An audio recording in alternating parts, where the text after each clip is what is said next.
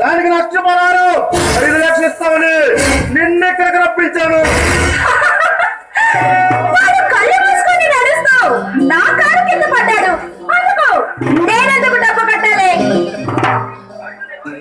కళ్ళు నెత్తికొచ్చి కారు నడిపి మనుషులు గుర్తించాక ఇంకా బాగా మాట్లాడుతున్నావు.